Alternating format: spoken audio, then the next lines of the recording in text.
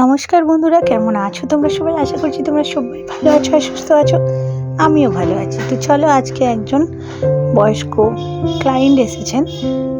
ওনার হেয়ারটা খুব রাফ এবং ফ্রিজি হয়ে গেছে। যাই হোক, ওনার যেহেতু এজটা অনেকটাই, উনি তো আর এই চুলের মধ্যে কোনো ট্রিটমেন্ট করাতে চাইছে না।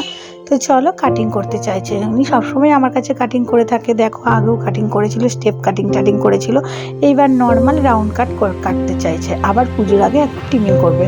তো চলো, সেক্ষেত্রে আমি শ্যাম্পু করেই এসে স্প্রে করে নিলাম। প্রথমে ক্লায়েন্ট এলেই কী করবো, আমরা গায়ে অ্যাপ্রন পরিয়ে শ্যাম্পু আছে কিনা জিজ্ঞাসা করে চুলটাকে ভালো করে স্প্রে করে ভালো করে আঁচড়ে নেব, যাতে কোনো চুল জট পাকিয়ে না থাকে। সমস্ত চুল কিন্তু চিরুনির মধ্যে আসে। এই কথাটা তোমাদের আগেও জানিয়েছি, আজকেও আরেকবার বলে দিলাম। তো চলো, কম বেশি সবাই জানো কিভাবে হেয়ার কাটিং করতে হয়।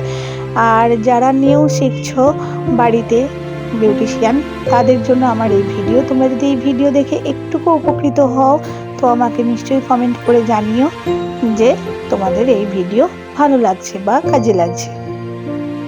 তো চলো, আমাদের সবসময় যেভাবে বলে থাকি, আমরা অনেক সময় হিন্দি কথা বুঝতে পারি না, ইংলিশে ভিডিও হলে বুঝতে পারি না, অনেকে আমরা বেঙ্গলিটাই বেশি বুঝতে পারি।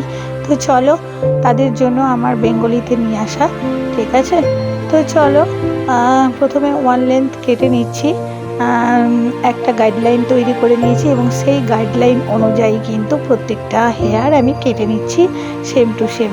তো চলো, কাটিং হচ্ছে, দেখে নাও। তারপরে ড্রায়ার দিয়ে সুন্দর করে সেট করে দেবো, সেটাও তোমরা দেখতে থাকো। আর বেশি কথা বলবো না, তোমরা কাটিংটার উপরে নজর রাখো। তো চলো, ভিডিও দেখতে থাকো। আর হ্যাঁ, প্রত্যেকে একটা করে লাইক করো, শেয়ার করো, আর অবশ্যই কমেন্ট করো। তোমাদের কমেন্ট পেলে আমার ভিডিও বানাতে আরও ভালো লাগবে।